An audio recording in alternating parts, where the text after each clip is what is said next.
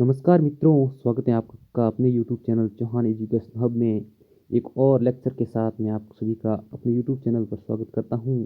और इस वीडियो में हम प्रीडी 2.0 कलाम अकेडमी सीकर द्वारा आयोजित इस एग्ज़ाम में संस्कृत का सॉल्यूशन करेंगे। तो आज इस वीडियो को अंत तक जरूर देखें। शुरुआत करते हैं। प्रथम प्रश्न था अधोलिखितम गद्यांशम पठित व प्रश्न संख्या 61 पर्यंतम समाध्या 61 से 65 तक के प्रश्नों का उत्तर आपको देना है। वो इस गद्यांश को पढ़कर देना। गद्यांश ये है कि मारवाड़ से रावचंद्र सेन मारवाड़ी से प्रताप इति नाम ना जायते। मारवाड़ का रावचंद्र सेन मारवाड़ का प्रताप इति नाम से जाना जाता है। एसोपि महाराणा प्रताप इव यमुना नाम दास्तान अंगीकृतवान। ये महाराणा प्रताप की तरह दास्तों को अंगीकृत नहीं करता है। 80 जन्म जोधपुर से राजधानियाँ मंडोर एवं इसका जन्म जोधपुर की राजधानी मंडोर में होता है। प्रतापस्य अग्रगामी विस्मत राजा इति नाम द्वयेन ऐसे जायते। प्रताप का अग्रगामी और विस्मत राजा इति दो नामों से ये जाना जाता है। अकबर राव चंद्र सेनम मारवाड़ा नगर रिजम सभायाम आहुतवान। अकबर राव चंद्र सेन को मारवाड़ के नगर में सभा को आयोजित करवाता है। पर तत्र ऐसे महान आत्मा अकबर से अधीनता तिरस्कर स्वराज्य मारवाड़त एगजत। लेकिन वह उसकी अधीनता को तिरस्कार करके अपने राज्य मारवाड़ में आ जाता है। अकबर हुसैन कुली से नेतृत्व रावचंद्र सेन अनुसर सैनिकांत पृष्ठवान। रावचंद्र सेन अनुगछन्ति सेना अभिगाय मारवाड़ात दूर भद्र जूणस्य पर्वतमर्गेन जालोर प्राप्त शिवाणदुर्ग शरणं प्राप्त। अस्य मृत्यु सहारणत पर्वत श्रृंखलासु जाता। ऐसे बहुसु निम्नलिखित युद्धेषु अभवत्। इसी प्रकार ये बहुत ही युद्ध हुए हैं।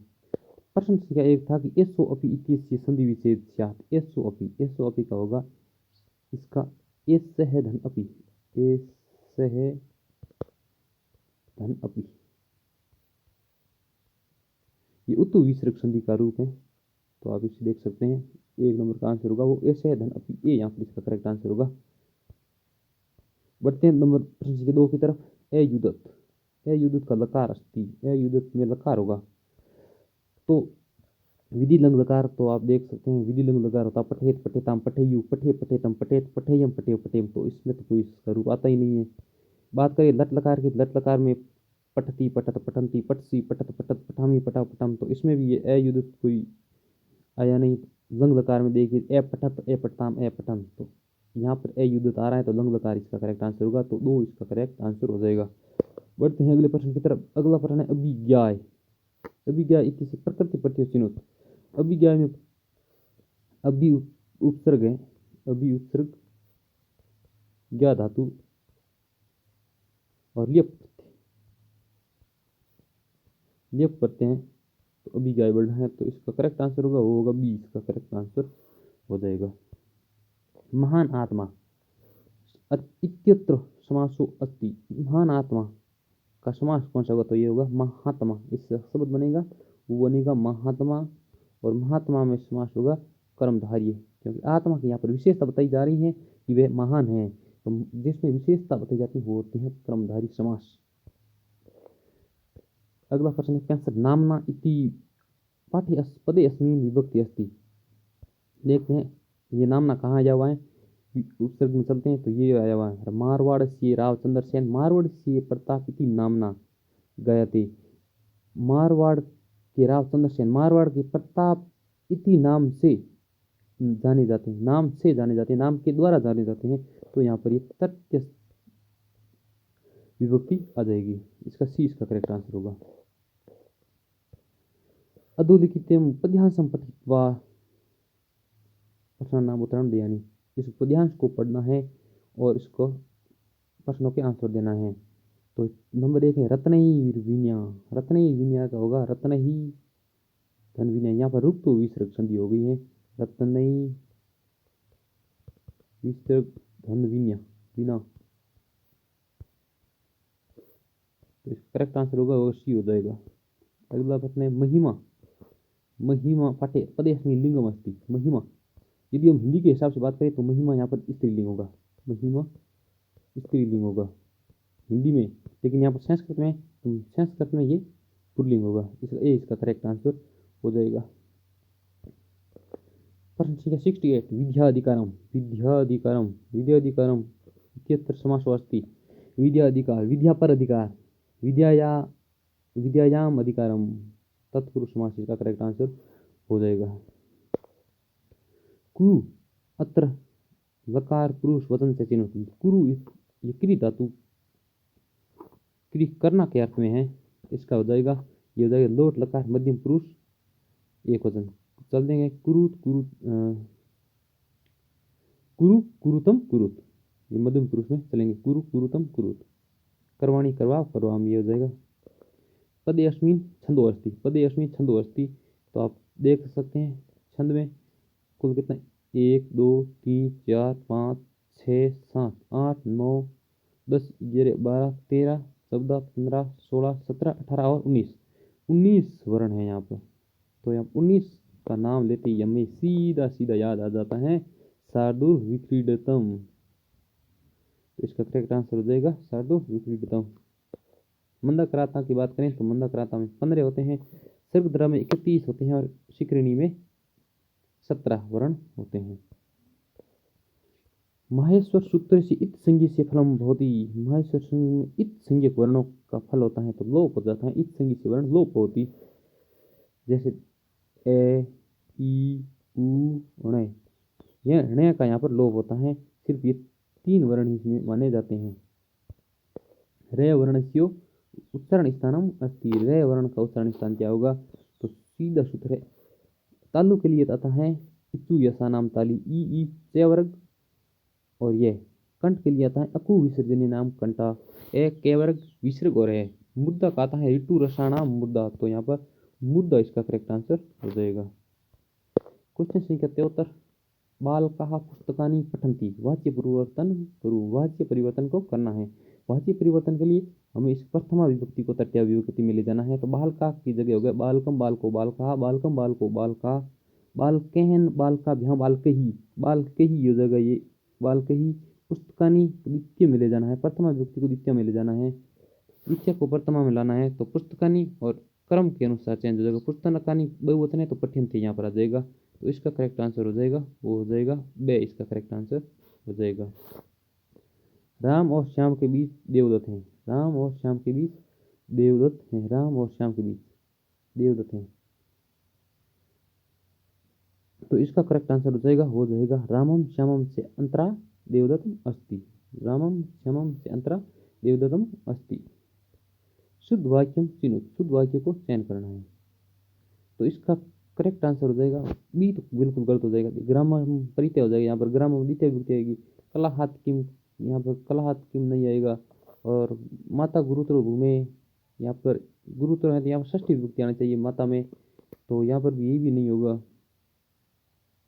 तो यहाँ पर सूर्य अस्तम गते सर्वे ग्रम अगत एक क्रिया के समाप्त होने के बाद ये दूसरी क्रिया शुरू होती है तो वहाँ पर सप्तमी विभक्ति का रूप होता है एक कार्य के शुरू समाप्त हो जाने के बाद ये दूसरा कार्य शुरू होता है वहाँ पर सप्तमी विभक्ति का रूप होता है तो ये इसका करेक्ट आंसर हो जाएगा। सूर्य के अस्त हो जाने के बाद सभी बालक विद्यालय गए।